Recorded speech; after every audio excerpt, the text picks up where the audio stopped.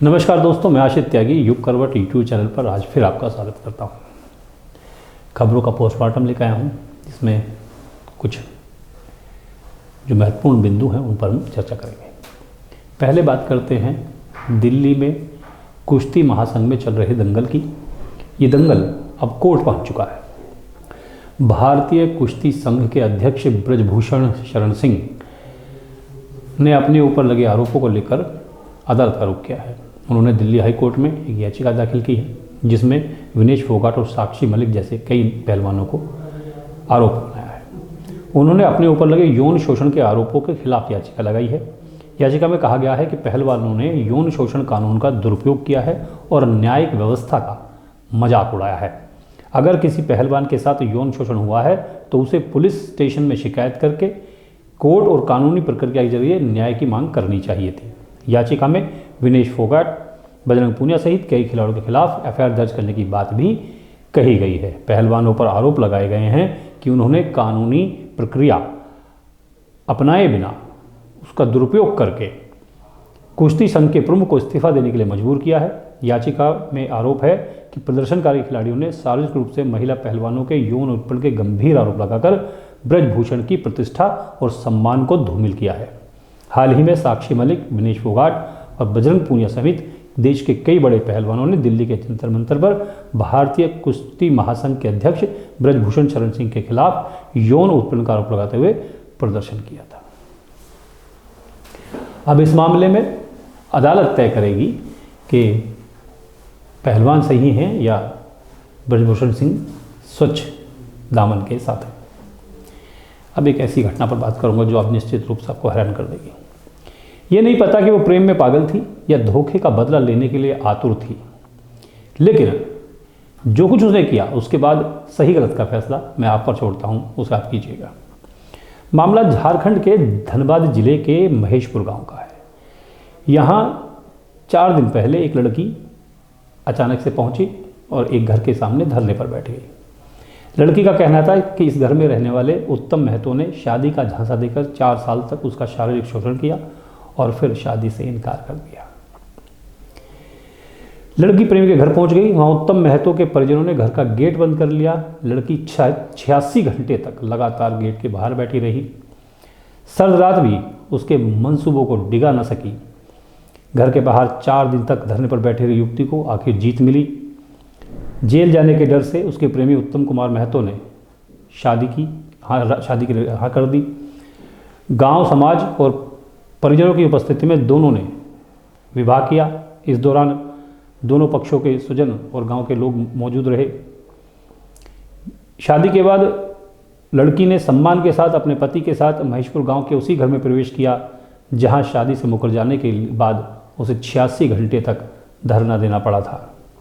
मामला मीडिया में आने के बाद महिला थाना और राजगंज थाने की पुलिस ने रात 10 बजे युवती को बुलाया, अपने साथ थाने ले गई। इसके बाद उसकी शिकायत पर उसके प्रेमी उत्तम महतो के खिलाफ मामला दर्ज किया गया। 4 दूसरे और लोगों को भी आरोपी बनाया गया। बाद में लड़की का न्यायिक अधिकारी के सामने बयान हुआ। विवाह के लिए जब दोनों पक्ष मान गए तब लड़की दुल्हन बनकर आई, लड़का दूल्हा बनकर आया। सुबह 11 बजे दोनों की शादी करा दी गई। इस घटना को देखकर आप क्या कहना चाहते हैं? ये लड़की प्रेम में वाकई पागल थी या जो धोखा उसे मिला था 4 साल तक, उसका उसने बदला लिया था? ये फैसला आप पर है। भारत जैसे देश में अदालती कार्रवाई पर जो समय लगता है, देरी लगती है, पेंडेंसी है, केसों की संख्या ज़्यादा है, उन पर निपटारा नहीं हो पाता है, इस पर बहुत बातें होती हैं, बहुत चर्चाएँ होती हैं। आज इसका सच मैं आपको बताने वाला हूँ।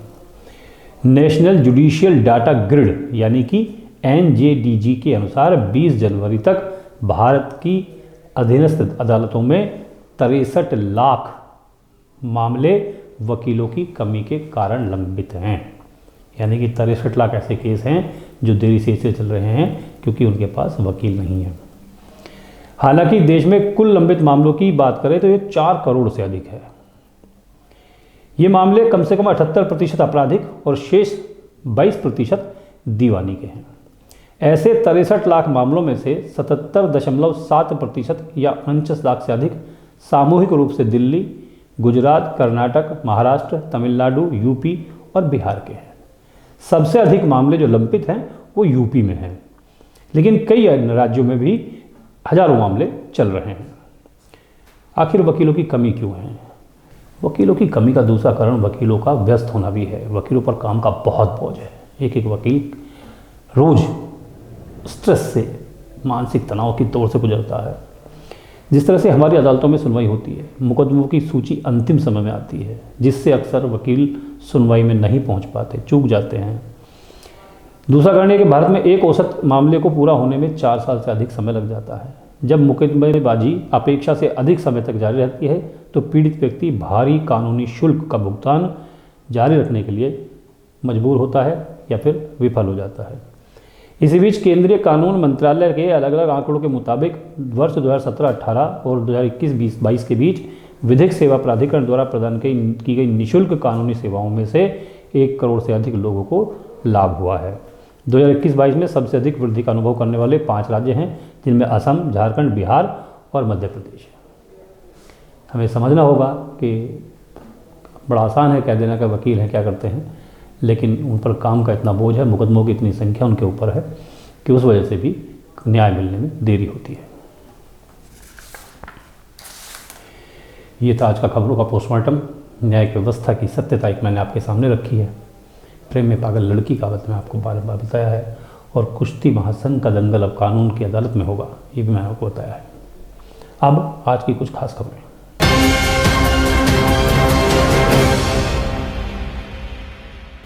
गाजियाबाद पुलिस विभाग ने सड़क सुरक्षा जीवन रक्षा अभियान चलाया। इसमें commissioner of police Ajay Kumar Mishra भी शामिल हुए। उन्होंने पुलिस कर्मियों को सड़क सुरक्षा से संबंधित शपथ दिलाई। कई स्कूलों में कार्यक्रम किए गए और मानव श्रृंखला भी बनाई गई। हम सड़क पर सदैव यातायात नियमों का पालन करेंगे।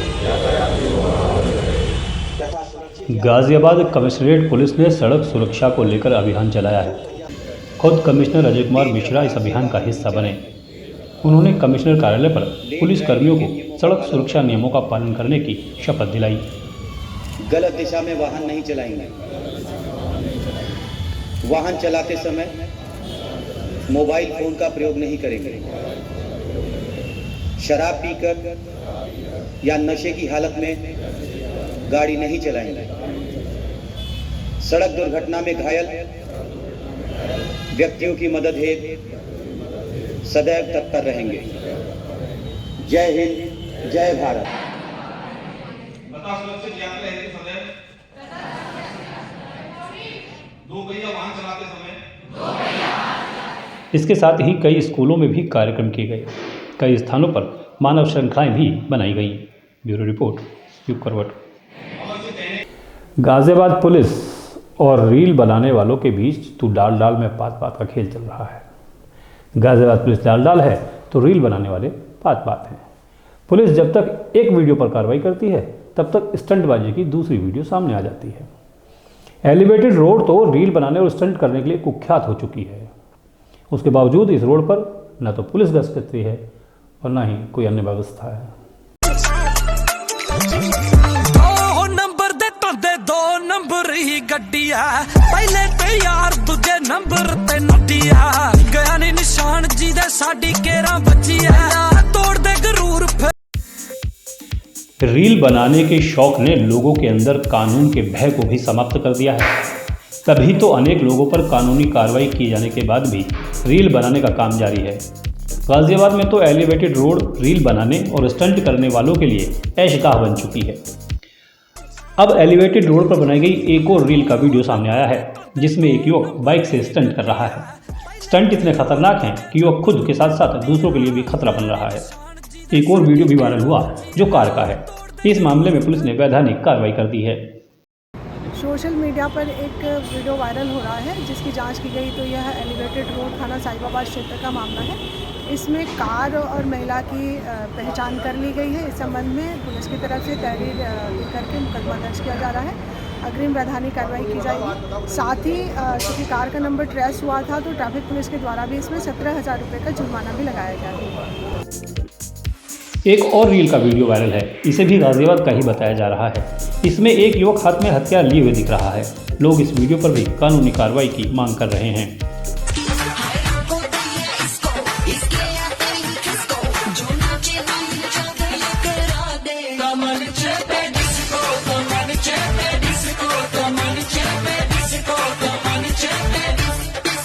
ब्यूरो रिपोर्ट यूप करवट। गाजियाबाद में 25 जनवरी को इन्वेस्टर समिट होगी, जिसका आयोजन होटल रेडिसन ब्लू में होगा। जिलाधिकारी आर के सिंह ने बताया कि गाजियाबाद में 1 लाख करोड़ रुपए के निवेश का लक्ष्य रखा गया है। 86,000 करोड़ से अधिक के निवेश का रास्ता अभी तक साफ हो चुका है। लखनऊ में 10 से 12 फरवरी को होने वाली इन्वेस्टर्स समिट 2023 में गाजियाबाद जिले के निवेशकों का भी योगदान बड़े स्तर पर होगा।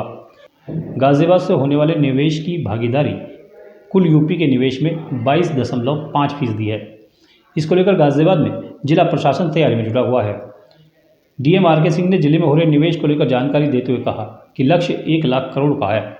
अभी प्रदेश स्तर पर समिट होने में समय है और पोर्टल खुला हुआ है।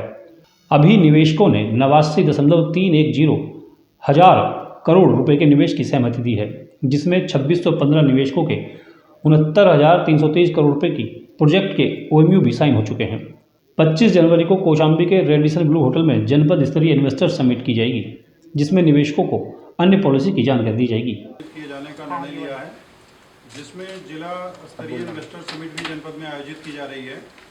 और इस इन्वेस्टर समिट में हमें जो प्रस्ताव प्राप्त हुए हैं वो 89,310 करोड़ के प्रस्ताव प्राप्त हुए हैं, और जिसमें सर्वाधिक 1877 इंटेंट जो है वो MSME सेक्टर के अंतर्गत प्राप्त हुए हैं, जिसमें लगभग अब तक 10,177 करोड़ रुपए का निवेश प्रस्तावित है। जनपद गाजियाबाद जो है निवेशकों की संख्या जो है पूरे प्रदेश में निवेशकों की संख्या के लगभग 22% के बराबर है। तो गाजियाबाद जनपद में निवेश का एक बहुत ही अनुकूल माहौल है। और इस निवेश में छोटे बड़े उद्योग, टाउनशिप, ग्रुप हाउसिंग, अस्पताल, इंजीनियरिंग और प्रबंधन शिक्षा संस्थान आदि खुलेंगे, जिससे 5 लाख युवाओं के लिए रोजगार के अवसर पैदा होंगे। डीएम ने बताया कि समिट में गाजियाबाद में स्थापित प्रतिष्ठित वृद्ध इकाइयों को नए निवेश के लिए आमंत्रित किया गया है। लगभग 350 बड़े निवेशकों को जनपद की PSU यूज कंपनियों को भी इस कार्यक्रम में बुलाया गया है। ब्यूरो रिपोर्ट यूप करवट। गौतम बुद्ध नगर के थाना बीटा 2 और स्वाट टीम ने बड़ी कार्रवाई की है। यहाँ गांजे की तस्करी करने वाले 7 आरोपी गिरफ्तार किए गए हैं। ये लोग उड़ीसा से 500 किलो गांजा लेकर आए थे। इनको पकड़ने वाली पुलिसकर्मियों की जो टीम है उसको पुरस्कार देने की घोषणा की गई है। गिरफ्तार किए गए 7 आरोपियों में से 3 उड़ीसा से गांजा लेकर आए थे और बाकी 4 नोएडा में उसको अलग अलग स्थानों पर डिस्प्यूट करने वाले थे। हमारी टीम ने, बीटा 2 टीम ने, जो हमारी स्वाट टीम है, उसने इस सप्लाई को ट्रेस किया और इस ट्रक को बरामद किया है। इसमें लगभग 500 किलो गांजा जो है बरामद हुआ है और इसमें 7 लोग अरेस्ट हुए हैं। एक महिला अभियुक्ता है और उसका लड़का फैयाज़ है, जो कि यहाँ पे ये गैंग चलाते थे। इन लोगों ने ये ऑर्डर प्लेस किया था। इनका लोकल डिस्ट्रीब्यूशन नेटवर्क है, जिसमें 2 लोग हैं, एक ऋषि राम है और एक आज़ाद है, और बाकी 3 लोग जो कि उड़ीसा से गांजा लेकर आ रहे थे, उनको इसमें अरेस्ट किया गया है। कुल मिला के 500 किलो गांजा इसमें रिकवर किया है पुलिस ने, जो कि एक बहुत बड़ी कामयाबी है। टीम को पुरस्कृत भी इसमें किया जाएगा। उसके अलावा एक पिकअप, एक स्कूटी भी इसमें बरामद हुई है। भाजपा के वरिष्ठ नेता और शिक्षाविद पृथ्वी सिंह का जन्मदिन मनाया गया। इस अवसर पर साहित्य प्रोत्साहन समिति ने कवि सम्मेलन और मुशायरे का आयोजन किया, जिसमें देश भर के नामचीन कवि और शायरों ने शिरकत की। इज्जत पे जो आँच आए, दुश्मन की भी बेटी की इज्जत पे जो आँच आए, अफवाह नहीं हमदम सच को भी दबाए। क्या बात है, अच्छा, दुश्मन की भी बेटी की बहुत अच्छा इज्जत पे जो आँच आए, अफवाह नहीं हमदम सच को भी दबा लेना। और शराफत भूख के बदले में जब घूम बेहद गुरूर था। जब तक न देख पाई थी मेरी नजर तुम्हें, मुझको भी अपने आप पे बेहद गुरूर था। जब तक न देख पाई थी मेरी नजर तुम्हें। और मुलाजा कीजिए कि जो तेरा यार नहीं है वो यार किसका है? जो तेरा यार नहीं है, जो तेरा यार नहीं है, वो यार किसका है? मेरे दिल तुझे अब एतबार किसका है? मेरे दिल तुझे अब एतबार किसका है? और मुलाहिजा कीजिए, अर्ज करता हूं कि बता गया वो किधर से किधर को जाना है। बता गया वो किधर से किधर को जाना है। बता गया वो किधर से किधर को जाना है। वो आके जा चुका अब इंतजार किसका है? भाई एक अलग ढंग की रिलीफ और उसमें कुछ करने की कोशिश। हम जी रहे हैं जान तुम्हारे बगैर भी, हम जी रहे हैं जान। इसको जरा बंद कर दें तो। आगामी 30 जनवरी को गाजियाबाद में महानगर छात्र सम्मेलन का आयोजन किया जाएगा। यह आयोजन अखिल भारतीय विद्यार्थी परिषद करेगी। इसमें गाजियाबाद के सभी कॉलेजों के छात्र शामिल होंगे। सम्मेलन के बाद शोभा यात्रा निकाली जाएगी। अखिल भारतीय विद्यार्थी परिषद के केंद्रीय नेतृत्व से ऐसा आह्वान हुआ है कि पूरे देश भर के प्रत्येक जिला केंद्रों पर अखिल भारतीय विद्यार्थी परिषद अपना छात्र सम्मेलन करने जा रहा है। तो इस कड़ी में गाजियाबाद महानगर का जो अपना लक्ष्य है कि प्रत्येक कॉलेज कैंपसों में से इसमें सभी छात्र छात्राएँ प्रतिभाग करें। और ऐसा अपना ये 30 तारीख को दुर्गावती हेमराष्ट्र सरस्वती विद्या मंदिर नेहरू नगर में ये हमारा छात्र सम्मेलन चलने वाला है। ये सम्मेलन सुबह 9 बजे शुरू होगा, जिसमें 2 सत्र होंगे, शोभा यात्रा होगी, एक पूरा अधिवेशन टाइप होगा अपना ये दुर्गा भाभी चौक पर जो खुला मंच बनेगा। नेहरू नगर स्थित सरस्वती शिशु मंदिर ने पथ संचलन का आयोजन किया। इसमें अनेक छात्र छात्राओं ने हिस्सा लिया। बच्चों ने स्वतंत्रता सेनानियों की वेशभूषा में शोभा यात्रा निकाली।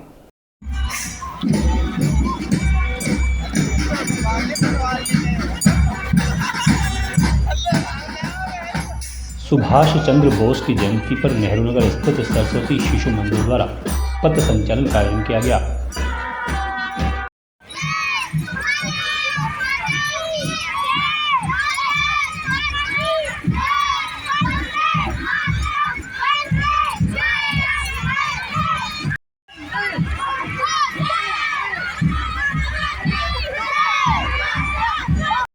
इससे पहले विद्यालय प्रबंध समिति के अध्यक्ष जुगल किशोर, व्यवस्थापक प्रदीप गुप्ता, सह व्यवस्थापिका रश्मि गोयल आदि द्वारा सुभाष चंद्र बोस के चित्र पर माल्यार्पण किया गया।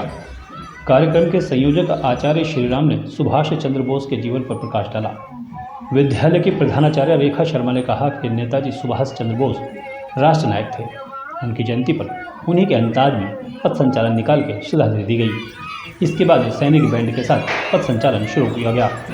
छात्र भारत माता की जय, वंदे मातरम, सुभाष चंद्र बोस की जय घोष करते हुए उत्साहित दिखाई दिए।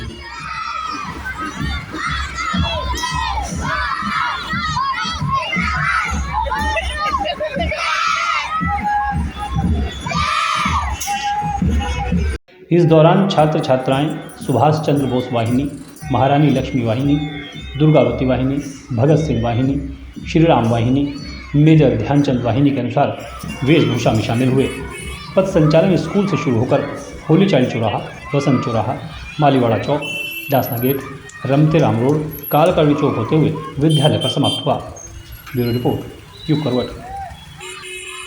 सुभाषवादी पार्टी ने नेताजी सुभाष चंद्र बोस की जयंती मनाई। इस अवसर पर प्रदेश स्तरीय कार्यकर्ता सम्मेलन भी हुआ, जिसमें संगठन के नए प्रदेश अध्यक्ष का चुनाव किया गया। सुभाषवादी भारतीय समाजवादी पार्टी का प्रदेश स्तरीय सम्मेलन आयोजित किया गया। इस दौरान सर्वसम्मति से जल पुरुष कहे जाने वाले विजय जुआठा को प्रदेश अध्यक्ष बनाया गया। सम्मेलन का शुभारंभ राष्ट्रीय अध्यक्ष अशोक श्रीवास्तव द्वारा किया गया। सम्मेलन के मुख्य वक्ता सत्येंद्र यादव ने कहा कि सुभाष चंद्र बोस ने भारत माता को आज़ाद कराने के लिए जो प्रयास किया, उसकी कोई व्यक्ति कल्पना नहीं कर सकता। को याद करने का उद्देश्य तभी पूरा होता है अगर वैसा समाज भी बने। उन्होंने तो जो उनकी कुर्बानी थी, जो उनसे बन पड़ा, उन्होंने सर्वश्रेष्ठ दिया और वो उस परिदृश्य से, उस सीन से हट गए। अब इसको बनाए रखना, बचाए रखना, बढ़ाना या नष्ट कर देना, ये किसके हाथ में? तो हमारे हाथ में। उन्होंने अंग्रेजों की आंखों में धूल झोंकते हुए अफगानिस्तान के रास्ते जर्मनी पहुंचकर हिटलर से मुलाकात की थी। प्रदेश अध्यक्ष विजय जुआठा ने कहा कि सुभाषवादी पार्टी हर हाल में प्रदेश में सफल होगी। उन्होंने कहा कि इसके लिए कार्यकर्ता अपने आप को तैयार कर लें, बिना किसी लोभ लालच के शहीदों, क्रांतिकारियों, स्वतंत्रता सेनानियों के सपने के भारत को बनाना होगा। ब्यूरो रिपोर्ट, युग करवट। शिलर इंस्टीट्यूट सीनियर सेकेंडरी स्कूल का वार्षिक उत्सव मनाया गया। इसकी थीम नाद रखी गई थी, जिसमें बताया गया कि नाद अर्थात संगीत की ध्वनि से असाध्य रोग भी ठीक हो जाते हैं। यहाँ बच्चों ने अनेक सांस्कृतिक कार्यक्रम प्रस्तुत किए।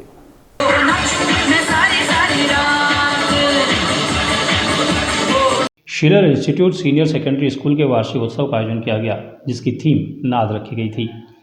कार्यक्रम का शुभारंभ मुख्य अतिथि राज्य मंत्री स्वतंत्र प्रभार कपिल देव अग्रवाल, विशिष्ट अतिथि सिटी मजिस्ट्रेट गंभीर सिंह, भाजपा प्रदेश संयोजक अशोक नागर ने दीप जलाकर की। विद्यालय के चेयरमैन अजय गुप्ता और निदेशक प्रीति गुप्ता ने अतिथियों का सम्मान किया। छात्रों ने वार्षिकोत्सव की थीम पर गणेश वंदना की और नृत्य के माध्यम से पंच तत्वों की शानदार प्रस्तुति दी।